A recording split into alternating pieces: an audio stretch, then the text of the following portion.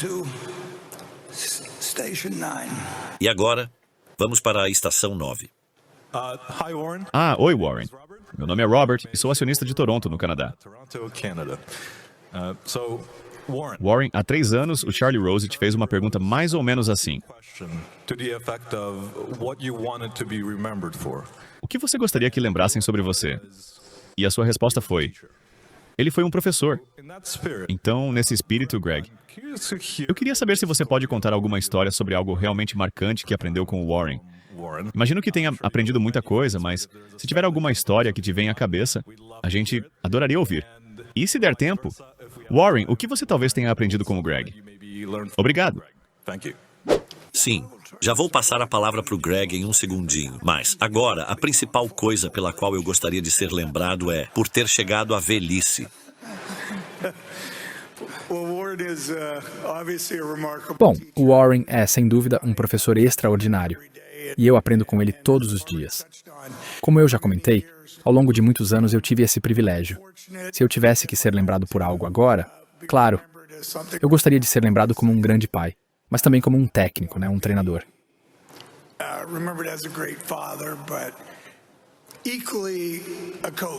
E isso vale para a família, para os amigos e também com os jovens que eu treino, no hóquei, no beisebol, ou seja lá o esporte. Acho que temos uma chance incrível de retribuir algo para eles desde cedo. Então, sim, é assim que eu gostaria de ser lembrado. E espero que isso ainda demore muitos anos para acontecer.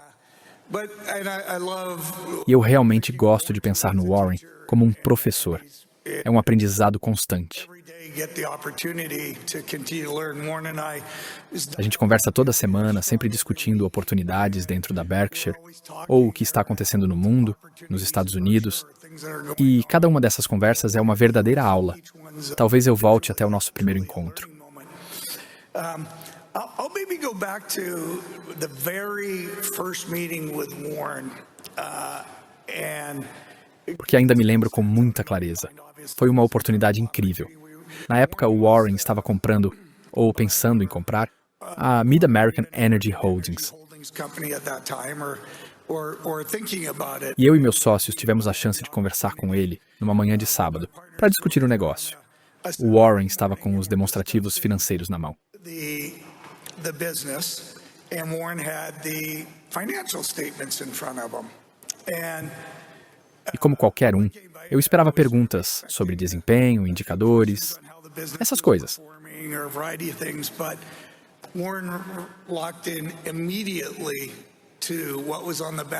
Mas ele foi direto para o balanço patrimonial e percebeu que a empresa tinha alguns contratos de derivativos, as chamadas armas de destruição em massa, como ele mesmo diz. No setor de energia, isso é comum. A gente usa esses instrumentos para equilibrar certas posições. Não é uma ciência exata, nunca casa perfeitamente, mas faz parte do modelo regulado. Só que eu me lembro dele indo direto nesse ponto, querendo entender a composição, qual era o risco real por trás daquilo. E mesmo não sendo uma posição muito grande, era um risco que claramente preocupava ele na hora de adquirir a empresa.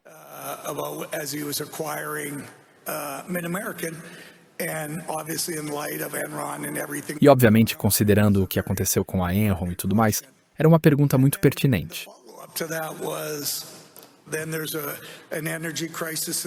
E aí, um tempo depois, houve uma crise de energia nos Estados Unidos, com eletricidade e gás natural.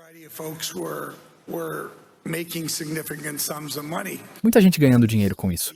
Uns 18 meses depois, o Warren me fez uma pergunta que eu sei que era mais um teste.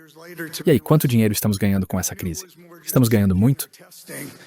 So how much money are we making during this energy crisis? Are we making a lot? Are the speculative positions in place, and are we making it? And the answer was, we're really not making any more today than we. A resposta foi: na verdade, não estamos ganhando mais do que ganharíamos 6 meses atrás. Porque aqueles derivativos existiam para proteger nosso negócio, e não para especular. Então esse foco dele em entender o negócio a fundo, em enxergar os riscos antes de tudo, é algo que ficou muito marcado para mim. Warren.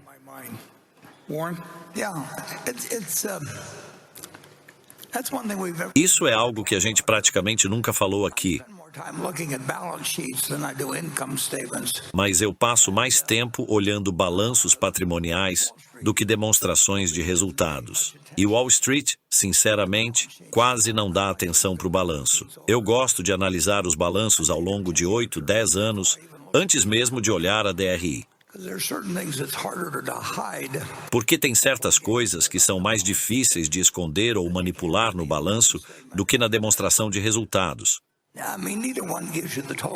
Claro, nenhum dos dois te dá todas as respostas, mas você ainda assim precisa entender o que aqueles números estão dizendo e o que eles não estão dizendo e o que não podem dizer e o que a administração gostaria que eles dissessem, mas que os auditores provavelmente não deixariam.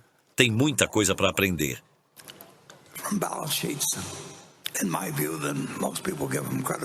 E, na minha visão, você aprende muito mais com o balanço do que a maioria das pessoas imagina. Agora, sobre ser lembrado, eu realmente nunca me preocupei com isso. As pessoas não se lembram... Bom, elas não se lembram o suficiente, por exemplo, da Katharine Graham, mesmo sendo uma história que moldou os Estados Unidos de várias formas, com impactos profundos. A história, para mim, é fascinante.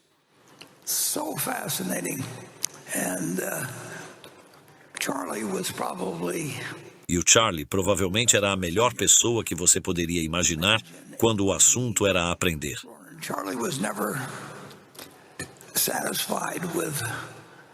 Ele nunca se contentava com respostas superficiais sobre qualquer tema.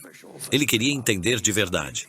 E ele sempre me dizia: não tome uma posição sobre nada até conseguir defender o ponto de vista contrário melhor do que a pessoa que está debatendo com você.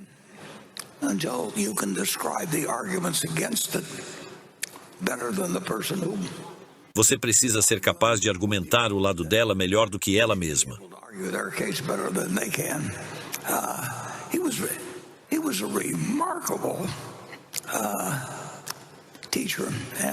Ele era um professor extraordinário, mas também foram os outros que eu mencionei.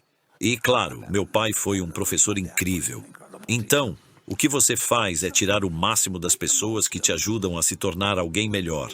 E, em boa parte, esquecer o resto.